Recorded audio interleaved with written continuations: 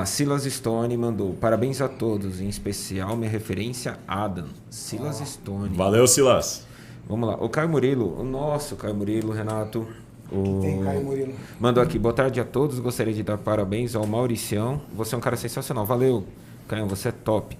Você e o Gui junto com o Renato estão sendo minha motivação. Legal. E ele tem uma dúvida. A minha pergunta é a seguinte: sou obeso e minha testo está baixa. 300 nanogramas, certo? Tá. NG? Tá. Acredito que por conta da obesidade não ser o momento para hormonizar. O que devo fazer para melhorar minha testo e meu rendimento nos treinos e emagrecer? Então eu vou melhorar essa pergunta dele então, para vocês. Indivíduos obesos, baixa de testosterona e hormônio feminino. Qual a relação que tem em acumular grandes volumes de gordura e esse desequilíbrio hormonal? Gabriel, você vai ou eu vou? Eu começo, você continua. Pode ser. Os caras é fácil assim, né? Não, os caras aqui vocês não têm noção aqui. Eu convivo com esses caras, eu sei. Mas Vocês assim, não têm noção. Eu vou até a página 65, dali pra frente você vai. São dois gênios. Vamos lá. Da dissertação para a conclusão é tudo. Tá bom, então. Vai lá, introdução, material e métodos. Isso. Mais rápido, tá? Por Tá. favor, porque tem muitas perguntas. É até a página 30 só, resumo. Não, então vamos lá. Célula de gordura adipócito. Antes dele nascer, ele chama pré-adipócito, tá? Então, antes desse desenvolvimento celular, uma pré-célula, digamos assim. Ela desenvolve, ela matura para virar adipócito com estrogênio, que é o hormônio feminino. E altas doses de hormônio androgênico inibem a maturação do pré-adipócito.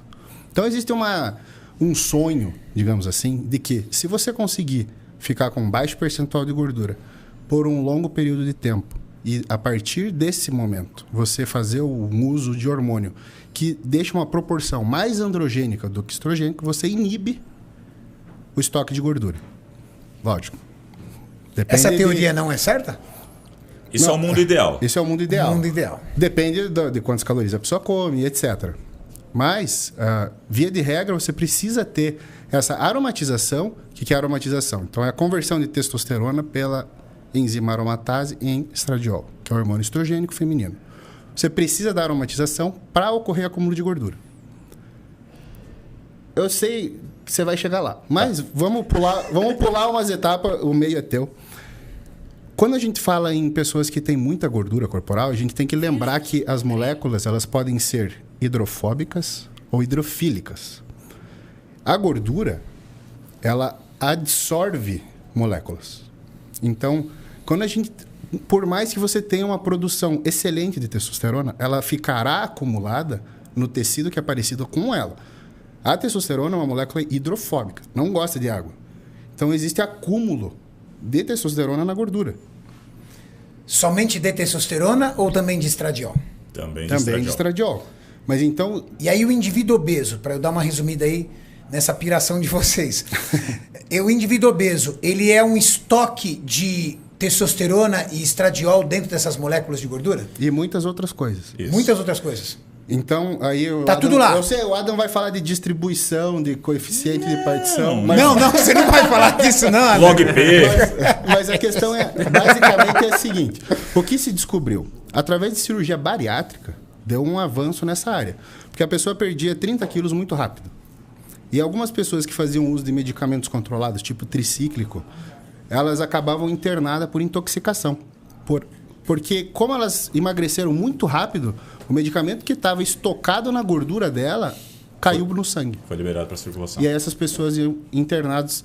Levou um tempo para descobrir, o que está acontecendo? Então eu posso afirmar que os indivíduos obesos que fazem uso de medicamentos hidrofóbicos correm o risco de ter parte desse medicamento não absorvido e acumulado no tecido adiposo? Ele é absorvido, porque a absorção é a passagem do lúmen do intestino para o sangue, né?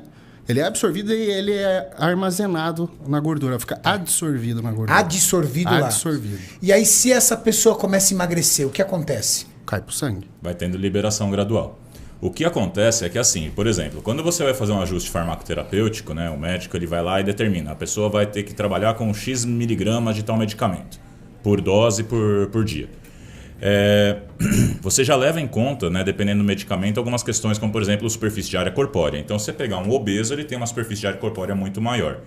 Logo, quando ele faz uso de algum medicamento dessa natureza química, pode ser um tricíclico, pode ser um inibidor de recaptação de serotonina, né, pode ser um benzodiazepínico, medicamentos fortes, né? Fenitoína, ácido valproico, né? Na verdade, o ácido valproico não, mas só que, por exemplo, a fenitoína, né? Por exemplo, conforme a pessoa vai emagrecendo, vai tendo liberação disso, né? Do tecido que a gente chama de terceiro compartimento, né? Para a circulação. Cabe ao profissional, ao terapeuta, refazer o ajuste da dose. Então, conforme a pessoa vai emagrecendo, a dose tende a ser menor, né? As doses subsequentes, porque a concentração plasmática vai estar mais elevada, porque parte vai estar sendo liberado. A mesma coisa vai acontecer com o estradiol. Agora eu vou pegar o meio para o fim que ele tinha comentado. A gente tem que entender que o indivíduo obeso ele pode apresentar um hipogonadismo secundário à obesidade. O tecido adiposo ele é um órgão endócrino, ele secreta ali o que a gente chama de adipocinas, que podem ter influência lá nas gonadotrofinas. Então, leptina, adiponectina, eles podem influenciar a secreção de LH e FSH. Então, a gente tem aí um looping. O indivíduo obeso inibe a secreção das gonadotrofinas. As gonadotrofinas é que estimulam a produção de testo. A testo já começa a reduzir, né, porque não está tendo sinalização. E essa testo que ainda tem, no tecido adiposo, ela pode aromatizar. E aí o estradiol ainda vai lá e inibe ainda mais o eixo. E é por isso que vai cair na testosterona do cara. Isso. E aí o que acaba acontecendo? Por que a gente fala que num programa de emagrecimento, dentro de um obeso, a gente tem que trabalhar não com emagrecimento tão absurdo, tão drástico, tão rápido, para que primeiro seja sustentável, né? E ele consiga se manter com aquele novo percentual de gordura. Mas o que a gente observa é o seguinte: ao passo que ele começa a emagrecer, a gente vê uma ascendência na concentração de testosterona. E essa ascendência retroalimenta o processo de emagrecimento. Então, conforme ele vai produzindo mais testo porque está emagrecendo, mais ele emagrece. Porque mais ele queima a gordura. Melhora a sensibilidade à insulina, melhora a oxidação de lipídios. E ele deixa de ser hipogonádico. Então, eu vou fazer uma pergunta mais direta. Sim. Então, o indivíduo obeso, quando ele está em processo de emagrecimento e testosterona baixa, não é uma boa ideia fazer reposição de testosterona. Não, na verdade... A ideia é esperar acontecer essa baixa de gordura e ir deixando a testosterona voltar. Então, é que nem o Gabriel falou. Porque tem muita gente que fala assim pra mim: Renato, eu sou obeso, minha testo tá baixa, eu preciso começar a academia. Devo hormonizar? Não. Legal. Mas assim, Renato, é aquilo. Eu, Gabriel... Estamos sempre falando em via de regra, né? Não nas exceções. Sim. É que a gente tá assim, a gente tem que tomar um certo cuidado também, porque é aquilo. Eu não posso ditar terapêutica, assim como Não, o a Gabriel. gente tá falando só de bioquímica. Sim, tá? Sempre aqui, gente, não é prescrição, não é terapia, não. A gente tá falando como o corpo se comporta. Aí você tem que ir no seu médico. Isso, porque assim, daí vai depender, né? Por exemplo, eu tenho alguns colegas médicos que optam por fazer um kickstart, né, nesse obeso com mínimas doses de testosterona. Uma textogel? Textogel, ou então mesmo uma dose pequena de uma testosterona intramuscular, por exemplo, uma Deposteron, né, 100 mg por semana, que seja, para meio que dar salvar a vida do cara ali empurrãozinho. na hora. E às vezes isso salvar é a vida do cara a nível cerebral, sabe? Sim. É pro cara se sentir bem e querer fazer. Porque às porque vezes ele tem uma testosterona- depressão associada. Já. Sim, a testosterona ela dá esse impulso, né, dá o drive na pessoa. Mas uma coisa é fato: à medida que esse indivíduo obeso começa a emagrecer, a tendência é que esses níveis hormonais comecem a subir. Sim, E que ele seja mais responsivo. e também seja mais Que responsável. aí é que a gente quer entrar. Tudo cai na homeostase. Tudo que você faz cai na homeostase. Explica pra galera o que é homeostase. Homeostase é a busca pelo equilíbrio fisiológico, vamos colocar assim. Então, se você toma uma medida drástica para começar, essa medida drástica é insustentável, teu corpo vai dar um jeito de contornar o que você está fazendo e acabou, você não tem o que fazer mais. Então, por isso você tem que começar de leve para que você tenha cartas na manga, para que quando você estiver estagnado, quando a homeostase acontecer, quando você, não consigo mais perder peso, você tem alguma coisa para fazer. O que geralmente o pessoal faz? Começa com tudo. Começa com tudo. Virou o ano, o cara pega, faz um ciclo lá.